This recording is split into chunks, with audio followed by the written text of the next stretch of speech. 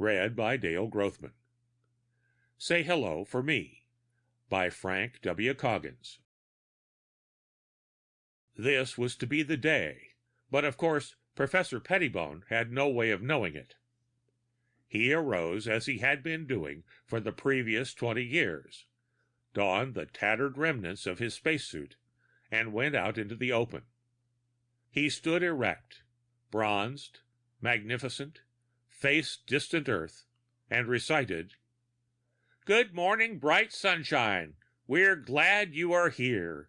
You made the world happy and bring us good cheer." It was something that he had heard as a child, and isolated here on Mars, he had remembered it and used it to keep from losing his power of speech. The ritual finished, he walked to the edge of the nearest canal and gathered a bushel or so of the dried Martian moss.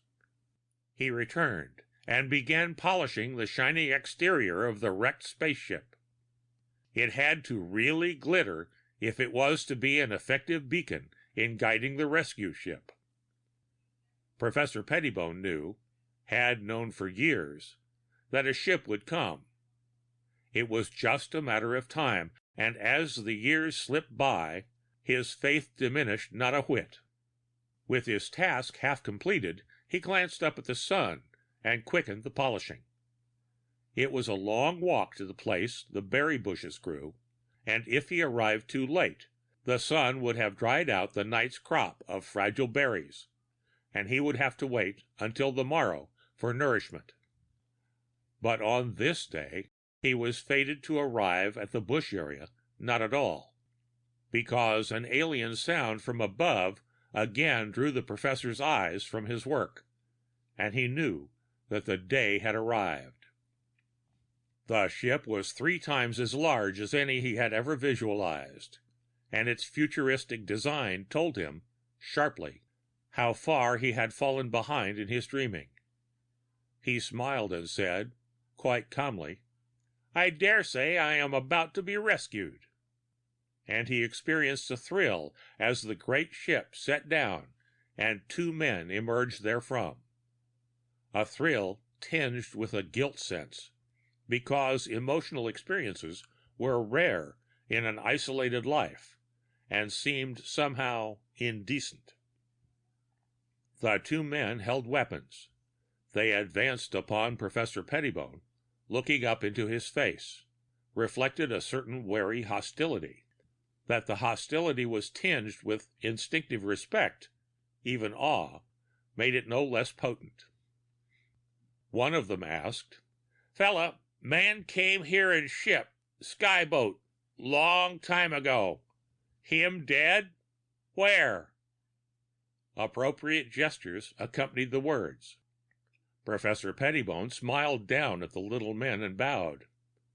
"You are, of course, referring to me. I came in the ship.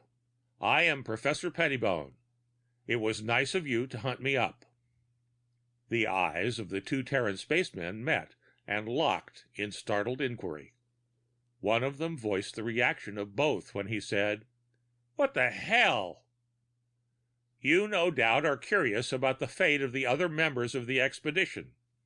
They were killed, all save Fletcher, who lasted a week." Professor Pettibone waved a hand. "There, in the graveyard." But their eyes remained on the only survivor of the ill-fated first expedition. It was hard to accept him as the man they sought, but, faced with undeniable similarities between what they expected and what they had found, the 2 spacemen had no alternative. "I hope your food supply is ample and varied," Professor Pettibone said. This seemed to bring them out of their bemusement. "Of course, Professor. Would you care to come aboard?" The other made a try at congenial levity. "You must be pretty hungry after 20 years." "Really? Has it been that long?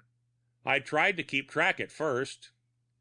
"We can blast off any time you say. You're probably pretty anxious to get back." "Indeed I am. The changes in 20 years must be breathtaking. I wonder if they'll remember me."